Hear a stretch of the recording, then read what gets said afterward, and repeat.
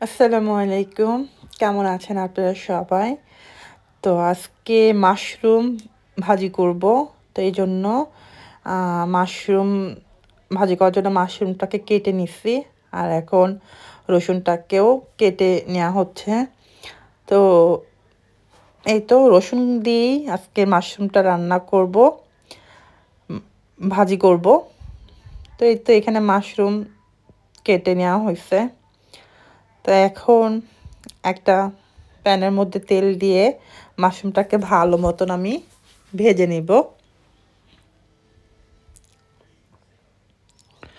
তো মাশরুমটাকে কেটে নেওয়া হয়েছে। এখন আমি তেলটা দিয়ে দিছি। তেলের মধ্যে এখন মাশরুমটা দিয়ে আমি ভালো মতন মাশরুমটাকে ভেজে নিব।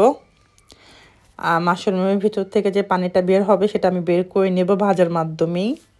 তারপর আমি অন্যান্য সব কিছু দিব, রসুন দিব, তারপর আমি এখানে চিলি ফ্লেক্স দিব, লবণ দিব, তারপর কোরিয়ান্ডার দিব। সব কিছু আমি পরে দিব। আগে আমি মাশরুমটাকে ভালো করে ভাজা ভাজা করে মাশরুমের মধ্যে থেকে পানিটা বের করে আলাদা করে ফেলবো, ড্রাই করে ফেলবো।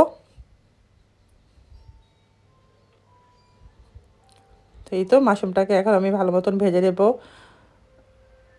5 মিনিটের মতন ভাজলেই কিন্তু মাশরুমটা সুন্দর মতন ভাজা হয়ে যাবে। 5-7 মিনিটের মতন। এর মধ্যে কিন্তু মাশরুমটা ভালো মতন ভাজা ভাজা হয়ে পানিটাও দেখেন আলাদা হয়ে গেছে। এই মাশরুম ভাজিটা কিন্তু অনেক বেশি মজা হয়। আর আমার বাসায় তো মাশরুম সবাই আমরা অনেক পছন্দ করি। আমি, আমার মেয়ে, মেয়ের বাবা সবাই আমরা মাশরুম খুবই বেশি পছন্দ করি।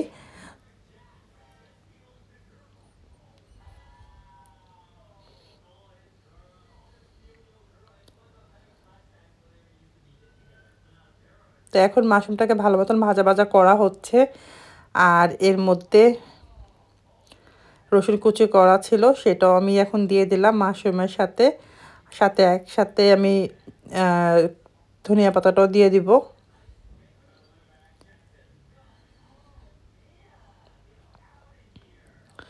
তো আমি এখন ধনিয়া পাতাটাও দিয়ে দিলাম।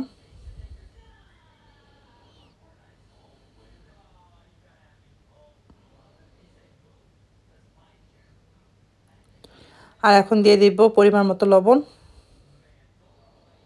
খুবই সামান্য পরিমাণের লবণ দেওয়া হয়েছে যেহেতু এখানে মাশরুমটাই অনেক কম। আর এখন দিয়ে দেবো চিলি ফ্লেক্স।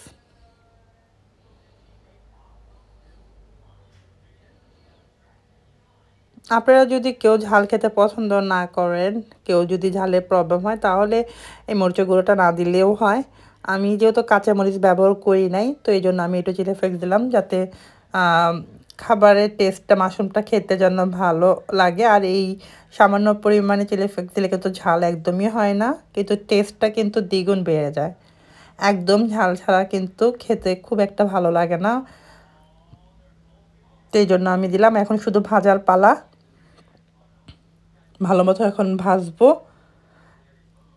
4-5 মিনিট ভাজলেই কিন্তু আমার মাশরুমটা হয়ে যাবে। আশা করি আজকের মাশরুম রান্নাটা আপনাদের কাছে ভালো লাগছে। সবাই ভালো থাকেন। পরবর্তী ভিডিও আপনাদের সাথে আবার কথা হবে। সবাই ভালো থাকেন। আল্লাহ হাফিজ।